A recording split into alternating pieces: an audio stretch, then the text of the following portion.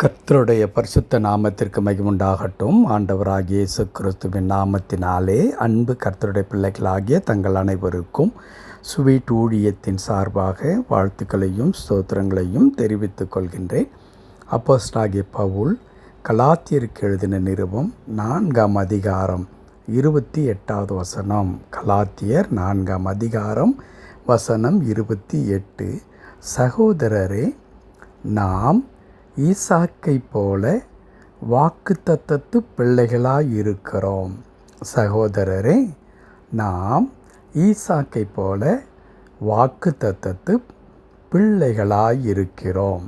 அன்பு கர்த்தருடைய பிள்ளைகளே, மிக முக்கியமான ஒரு காரியத்தை கலாத்தியர் திருச்சபைக்கு பவுல் சொல்லிக் கொடுக்க விரும்புகின்றார். அடிப்படையாகவே கலாத்தியர் திருச்சபையில் இருந்த ஒரு பிரச்சனை என்னவென்று சொன்னால், ரட்சிப்பு என்பது தேவனுடைய ஈவு. அந்த ஈவை நாம் விசுவாசத்தினால் பெற்றுக்கொள்கின்றோம் என்ற பவுலின் உபதேசமும், இல்லை நாம் மாமிசத்தின் கிரியையின் மூலமாக தேவனுடைய ரட்சிப்பை சம்பாதித்து கொள்ளலாம் என்ற ஒரு தவறான உபதேசமும் அந்த சபைக்குள்ளாக புகுத்தப்பட்டு இந்த இரண்டுக்கும் இடையிலே மக்கள் மிகப்பெரிய குழப்பத்திற்குள்ளாய் இருப்பதை பவுல் அறிந்து அவர் அங்கே திரும்ப வலியுறுத்துகின்றார்.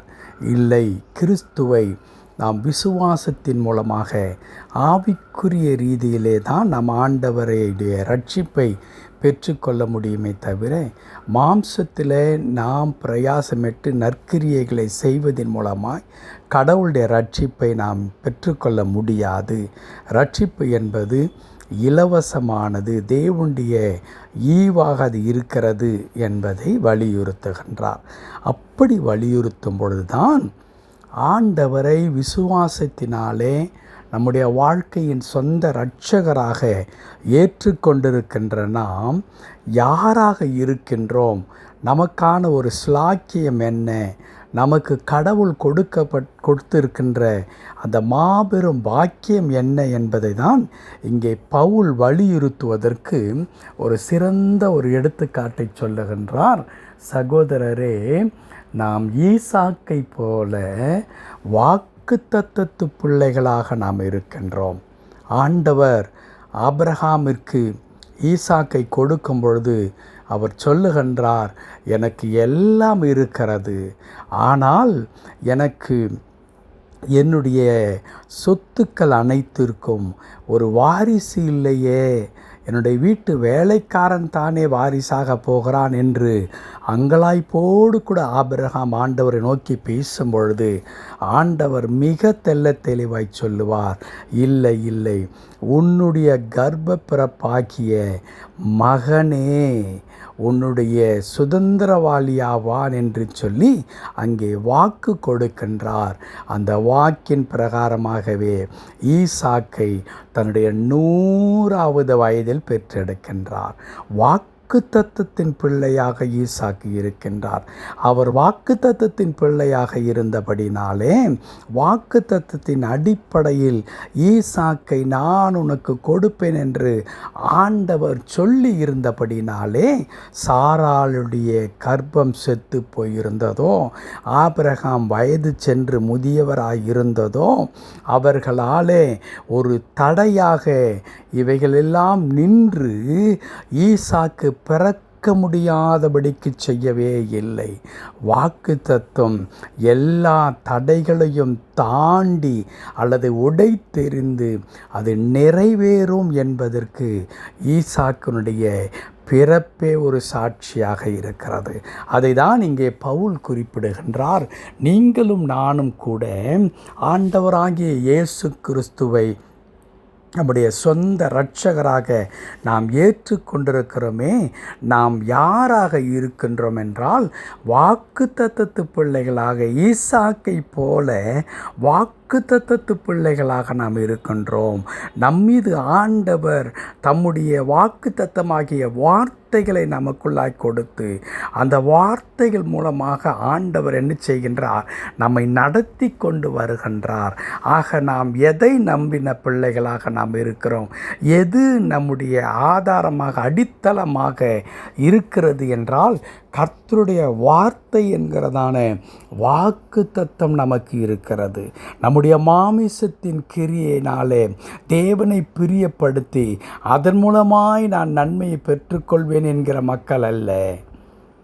ஆண்டவருடைய கரத்தில் அப்படியே நம்மை அர்ப்பணித்து ஆண்டவர் தம்முடைய ஒரே பேரான குமாரனை அனுப்பி நம்மை மீட்டெடுத்தார்.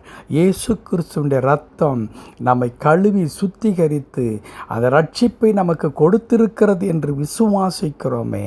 அப்படி விசுவாசித்த பிள்ளைகளாகிய நம்மீது என்ன இருக்கிறது என்றால் கர்த்தருடைய வாக்குத்தத்தம் இருக்கிறது. அந்த வாக்குத்தத்தம் நாம் ஒவ்வொருவருக்கும் கொடுக்கப்பட்டிருக்கிறது. நம்மை குறித்து தேவன் ஒரு திட்டத்தை வைத்திருக்கிறார். அந்த திட்டங்களை தேவன் வாக்குத்தத்தமாக நமக்கு கொடுத்திருக்கின்றார். அந்த வாக்குத்தத்தமாகிய கர்த்தருடைய வார்த்தைகளை நாம் நம்பி பிழைத்து கொண்டிருக்கின்றோம். முடிவு என்ன? நான் ஏற்கனவே குறிப்பிட்ட வண்ணமாய் ஈசாக்கு ஒரு வாக்குத்தத்தத்தின் மகனாக இருந்தார். அவரை எந்த தடைகளும் தடுத்து நிறுத்தவே முடியவில்லை. உனக்கு ஒரு மகன் பிறப்பான் என்று ஆண்டவர் வாக்குத்தத்தம் செய்தார். அது 75வது வயதிலே கொடுக்கப்பட்டு 25 ஆண்டுகள் ஆபிரகாம் காத்திருந்தாலும், அப்படி 25 ஆண்டுகள் காத்திருக்கிற ஆபிரகாம் 100வது வயதை எட்டினால் கூட வாக்குத்தத்தம் பொய்த்து போகவில்லை. அது அப்படியே நிறைவேறிற்று. அதே வண்ணமாகத்தான் என் அன்பு கடவுளுடைய பிள்ளைகளே, இன்றைக்கு பலவிதமான நெருக்கங்களோடு கூட, பாடுகளோடு கூட, கண்ணீரோடு கூட, கவலையோடு கூட, கஷ்டத்தோடு கூட நீங்கள் கடந்து சென்று கொண்டிருக்கலாம். ஆனால் கடவுள் உங்களுக்கு வார்த்தையை கொடுத்திருக்கிறார் என்பதை நீங்கள் மறந்து விடாதீர்கள். ஆண்டவர் வாக்குத்தத்தம் கொடுத்து உங்களை தெரிந்து கொண்டிருக்கிறார், அழைத்திருக்கின்றார். நீங்கள் மறந்தாலும் கடவுள் உங்களுக்கென்று கொடுத்த அந்த வார்த்தையை அவர் மறைப்பதில்லை. கிராமங்களிலே சொல்லுவார்கள் அல்லவா, விதைத்தவன் உறங்கினாலும் விதை உறங்குவதில்லை என்று சொல்லுவார்கள். ஆம், கர்த்தருடைய வசனம் கூட விதைக்கு எடுத்துக்காட்டாக சொல்லப்படுகிறதே. அந்த வாக்கு தத்தமானது நமக்குள்ளாக அது கிரியை செய்து கொண்டே இருக்கும். அது கிரியை செய்து கொண்டே இருந்து ஒரு நாள் அது நிறைவேறும். அந்த வார்த்தை அப்படியே நிறைவேறும். ஆம், அன்பு கடவுளுடைய பிள்ளைகளே, நேற்றைய தினத்தில் கூட நான் தாவீதை குறித்து சொல்லும் பொழுது, தாவீது இளைஞனாக இருக்கும் பொழுது தாவீதிற்கு ஆண்டவர் கொடுத்த அந்த வார்த்தையை அப்படியே தாவீதின் வாழ்க்கையில் ஆண்டவர் நிறைவேற்றினார் என்பதை அவருடைய மகன் சாட்சியாய் சொல்லுகின்றார் என்பதை நான் குறிப்பிட்டிருந்தேன். ஆம், இன்றைக்கும் கர்த்தருடைய வார்த்தையின்படி, வாக்கு தத்தத்தின்படி நீங்களும் நானும் தெரிந்து கொள்ளப்பட்டவர்கள். நம்மீது கர்த்தருடைய வார்த்தை இருக்கிறது. அந்த வார்த்தை நமக்குள் கிரியை செய்து கொண்டிருக்கிறது. அது ஒரு கர்ப்பத்திலே ஒரு குழந்தை வளருவதைப் போல அது உருவாகி கொண்டே இருக்கிறது. ஆண்டவர் முன்குறிக்கிற நேரத்தில் அது அப்படியே நிறைவேறும். ஆகையால் என் அன்பு கடவுளுடைய பிள்ளைகளே, கர்த்தருடைய வாக்கு தத்தத்தை மாத்திரம் அப்படியே பிடித்திருக்கொண்டு தொடர்ந்து விசுவாசியுங்கள்.